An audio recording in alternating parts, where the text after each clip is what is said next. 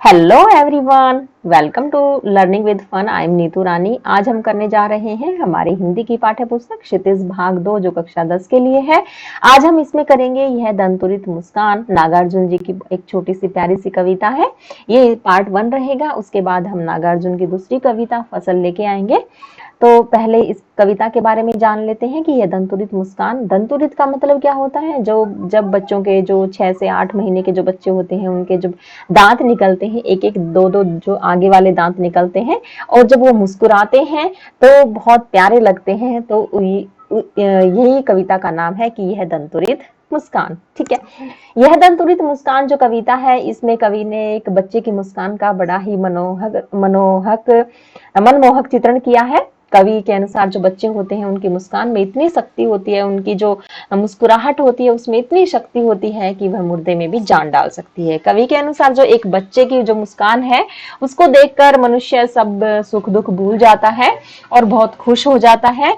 बच्चे को धूल में लिपटा घर के आंगन में जब खेलते देख कवि को ऐसा लगता है मानो जो कमल का फूल है जो तालाब में खिलता है वो आज तालाब में नहीं हमारे घर में खिला हुआ है।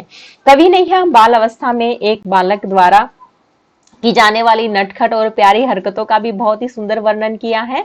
जैसे जब कोई बालक किसी व्यक्ति को नहीं पहचानता तो वो सीधी नजरों से नहीं देखता है, लेकिन एक बार पहचान लेने के बाद वो टकटकी लगाकर देखता रहता है। यहाँ पर कवि ने मतलब बच्चे के बच्चे का जो वो है क्या नाम, टकटकी लगाकर देखना है, उसका भी यहाँ पर जो नटखटपन है, जो बच्चे का जो हरकतें हैं बच्चे की, उनका भी यहाँ पर कवि ने बहुत ही सुंदर वर्णन किया है।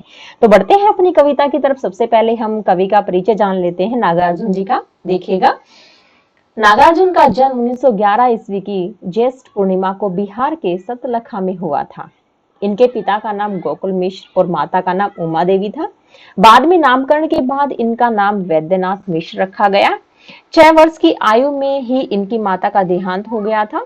इनके पिता इन्हें कंधे पर बैठाकर अपने संबंधियों के यहाँ एक गांव से दूसरे गांव में जाया करते थे। इसी कारण बचपन में ही इन्हें पिता की लाचारी के कारण घूमने की आदत पड़ गई और बड़े होकर यह घूमना उनके जीवन का स्वाभाविक अंग बन गया।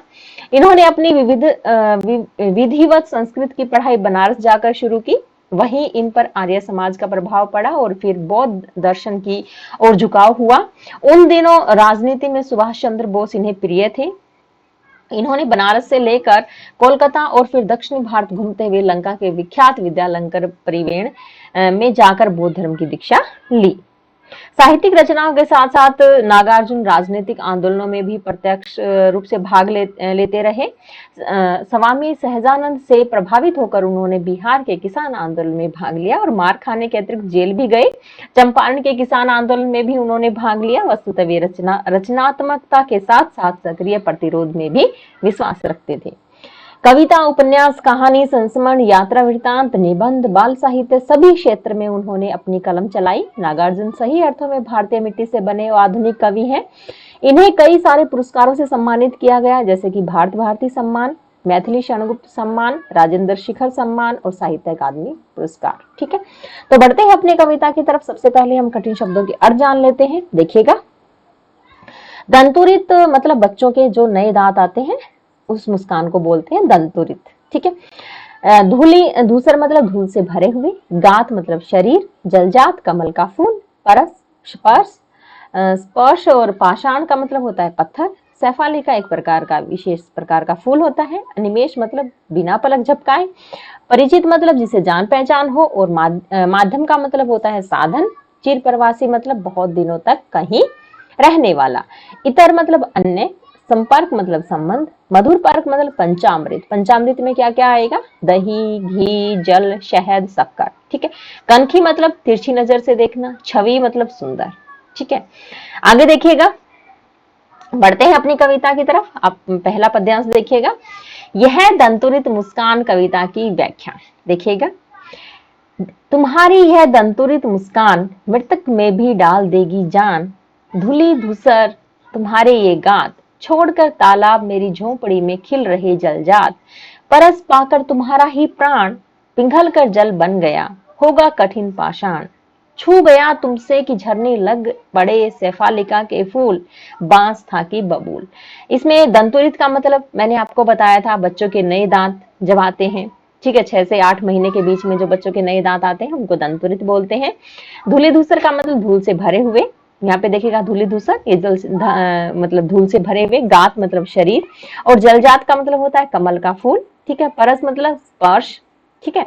आगे देखिएगा, आगे पाषाण का मतलब होता है पत्थर, शेफालिका का मतलब एक विशेष प्रकार का फूल होता है, ठीक है। तो इसमें कवि ने क्या कहा है, प्रस्तुत पंक्तियों में कवि ने एक दांत निकलते बच्चे की मधुर मुस्कान का बड़ा ही जो मन मोह लेने वाली जो मुस्कान होती है उसका यहाँ पर वर्णन किया है। कवि के अनुसार जो एक बच्चे की मुस्कान होती है, तुम्हारी यह दंतुरित मुस्कान, कवि के अनुसार जो बच्चे की एक जो छोटा बच्चा होता है, 6 से 8 महीने का जो बच्चा होता है, उसकी जो मुस्कान होती है वो बहुत ही प्यारी होती है। कवि ने यहाँ पे क्या कल्पना की है कि जो बच्चे की मुस्कान होती है वो कैसी होती है, वो मृतक में भी जान डाल देती है। कवि के कहने का अर्थ क्या है कि जब कोई उदास और निराश आदमी उस मुस्कान को देखता है, बच्चे की उस मुस्कान को देखता है, तो वो अपने सारे गम भूलकर मुस्कुराने लग जाता है, ठीक है। बच्चे धूली धूसर तुम्हारे ये गात, छोड़कर ताला मेरी झोपड़ी में खिल रहे जलजात।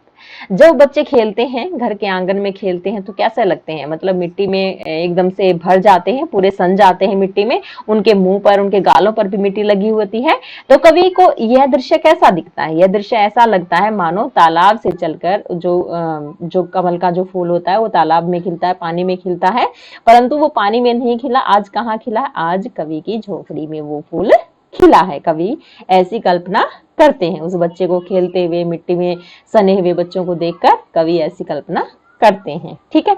परस पाकर तुम्हारा ही प्राण पिघल कर जल बन गया होगा कठिन पाषाण। अब आगे कवि क्या कहते हैं कि अगर वो बालक, मतलब वो छोटा बालक जिसकी इतनी मधुर मुस्कान है, इतनी मन मोह लेने वाली जो मुस्कान है, अगर वो किसी पत्थर को भी छू ले, बरस पाकर तुम्हारा ही प्राण, अगर तुम किसी पत्थर, मतलब वो बच्चा अगर किसी पत्थर को छू ले तो वो पिघल कर क्या बन जाए, जल बन जाए, और वो फिर बहने लगे, ठीक है। आपको समझ में आया। आगे क्या कहते हैं कवि, छू गया तुमसे कि झरने लग पड़े शेफालिका के फूल, बांस था कि बबूल।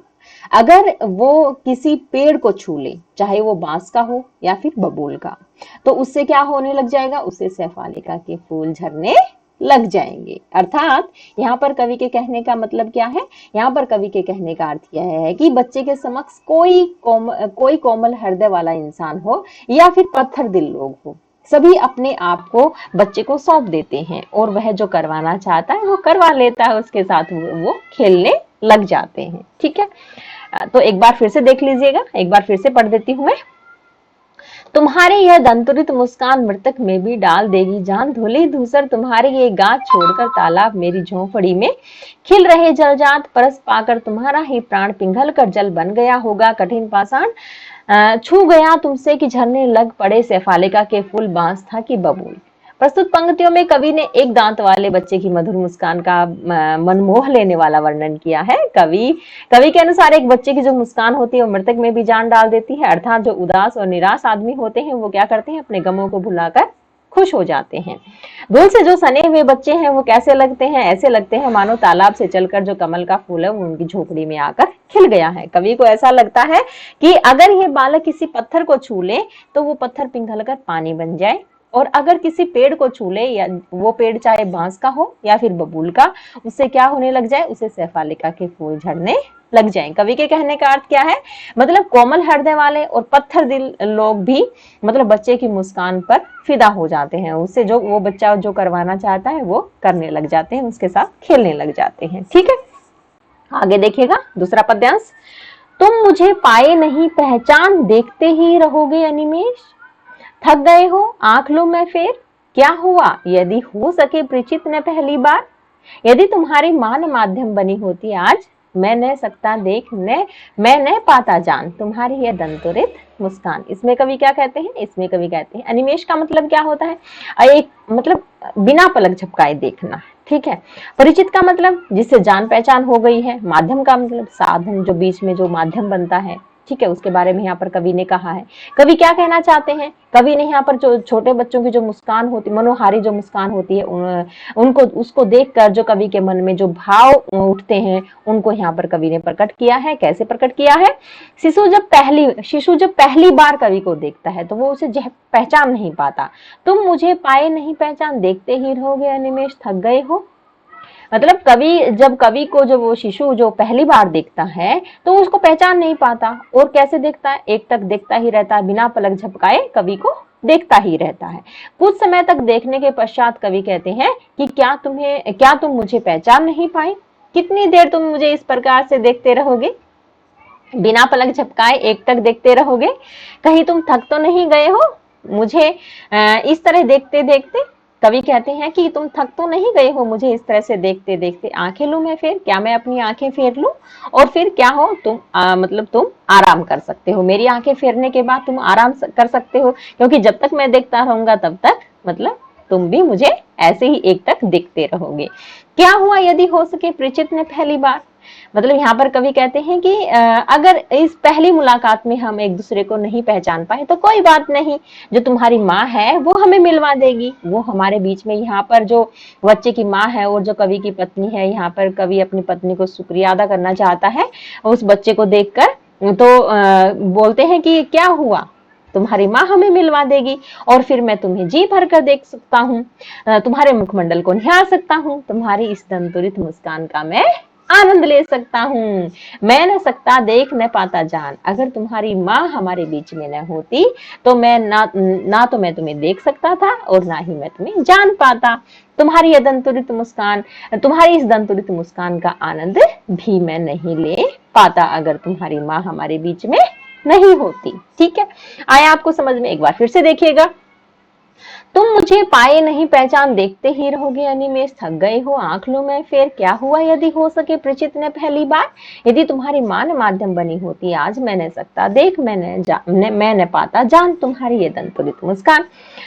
शिशु जब पहली बार कवि को देखता है तो वो पहचान नहीं पाता, वो उनको एक टक देखता ही रहता है। कुछ समय देखने के पश्चात कवि कहता है कि क्या तुम मुझे ऐसे देखते देखते थक नहीं गए हो? कवि बोलते हैं कि क्या तुम मुझे पहचान नहीं पा रहे हो? इतनी देर तक तुम मुझे एक टक देखते रहे, तो मैं अपनी आंखें फेर लेता हूँ और तुम फिर आराम कर सकते हो। कवि बिना पलक झपकाए एक टक मुझे देख रहे होगे कि कहीं तुम थक तो नहीं गए हो मुझे इस तरह देखते देखते? अगर तुम थक गए हो तो मैं अपनी आंखें फेर लेता हूँ, फिर तुम आराम कर सकते हो।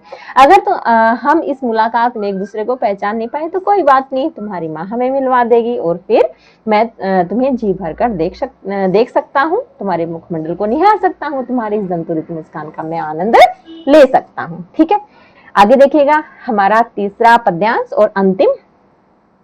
धन्य तुम, माँ भी तुम्हारे धन्य, चिर प्रवासी में इतर में अन्य, इस अतिथि से प्रिय तुम्हारा क्या रहा संपर्क, उंगलियां माँ की कराती रही मधुपर्क, देखते तुम इधर कनखी मार और होती जबकि आंखें चार, तब तुम्हारी दंतुरित मुस्कान मुझे लगती बड़ी ही छविमान। यहाँ पर कवि क्या कहते हैं? यहाँ पर चिर प्रवासी का मतलब क्या होता है? बहुत दिनों तक कहीं बाहर गया हुआ। चिर प्रवासी मतलब लंबे समय के बाद जो व्यक्ति घर पे आता है उसको चिर प्रवासी बोलते हैं। इतर मतलब अन्य, संपर्क मतलब संबंध, मधुर पर्क क्या होता है? पंचामृत जो मधुर पर्क होता है जो बच्चे को खिलाया जाता है। क्या क्या आता है इसमें? दही, घी, जल, शहद, शक्कर, ये सब आते हैं। कनखी का मतलब होता है तिरछी नजर से देखना। ठीक है, और छविमान क्या होता है? सुंदर। ठीक है, छविमान का मतलब क्या होता है? सुंदर। जो प्रस्तुत पंक्तियों में कवि ने अपने बेटे के बारे में कवि जो है अपने बेटे के बारे में बताते हैं। क्या बताते हैं? कि जब बच्चे के नए दांत निकलते हैं, नए दांत मतलब जब एक दो दांत बच्चे का निकलता है और जब वो मुस्कुराने के लिए जब अपना मुंह खोलता है तो वो जो मुस्कान होती है वो बहुत ही प्यारी होती है। जब कवि बहुत दिनों के बाद अपने घर वापस लौटते हैं तो इसलिए उसका जो पुत्र है उन्हें पहचान नहीं पाता, उनका जो बेटा है उन्हें पहचान नहीं पाता। आगे कवि कहते हैं कि बालक तो अपनी मनमोहक छवि के कारण धन्य है। धन्य तुम, यहाँ पर जो कवि है वो अपने बेटे को धन्यवाद देते हुए कहते हैं कि धन्य हो तुम, जो तुम्हारी इतनी प्यारी मुस्कान है। और और उसके बाद उसकी माँ का भी धन्यवाद करते हैं, मतलब माँ भी तुम्हारी धन्य है जिसने तुम्हें ऐसी प्यारी मुस्कान के साथ जन्म दिया। ठीक है। चिर प्रवासी में इतर में अन्य इस आगे कवि कहते हैं कि तुम्हारी माँ रोज तुम्हारे दर्शन का लाभ उठाती है, मतलब तुम्हारी माँ तुम्हारे पास रहती है तो रोज तुम्हारे दर्शन का लाभ उठाती है, लेकिन मैं दूर रहता हूँ इसलिए तुम्हें देख नहीं पाता। मैं अब तुम्हें पराया भी लग रहा हूँ, क्योंकि मैं दूर रहता हूँ, मैं बहुत दिनों बाद आता हूँ, तो मैं बच्चे को क्या लगता हूँ, पराया भी लगता हूँ। एक तरह से यह ठीक भी है, क्योंकि मुझसे तुम्हारा संपर्क ही कितना हुआ है। आगे कवि कहते हैं कि तुम्हारी माँ रोज तुम्हारे दर्शन का लाभ उठाती है।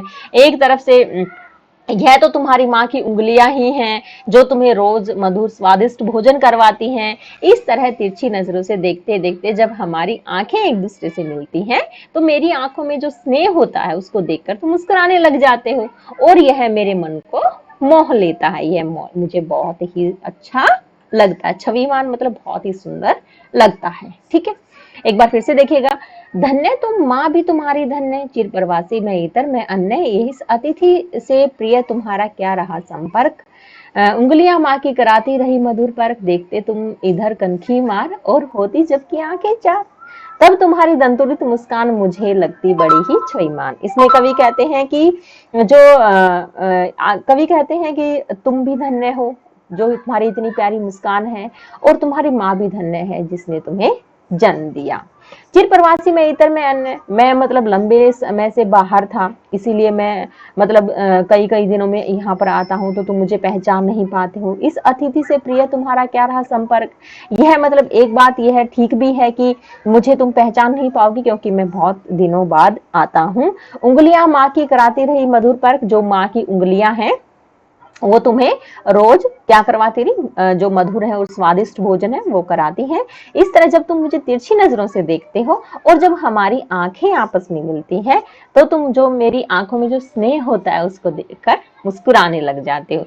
यह मेरे मन को मोह लेता है। यह जो तुम्हारी जो मुस्कान है, ये दंतुरित मुस्कान है, जो छोटे छोटे दांतों वाली मुस्कान है, यह बहुत ही मुझे सुंदर लगती है, मेरे मन को मोह लेती है। ठीक है, तो आपको मेरी ये कविता कैसी लगी? आपको मेरी ये कविता अगर अच्छी लगी हो तो प्लीज लाइक शेयर और सब्सक्राइब करना नहीं भूलिएगा। ये हमारा इस कविता का पार्ट 1 था, और इसके बाद हमारा पार्ट 2 आएगा जो नागार्जुन की दूसरी कविता फसल है, उसका हम आगे इसके बाद वाले वीडियो में डालेंगे उसको। तो तब तक के लिए धन्यवाद।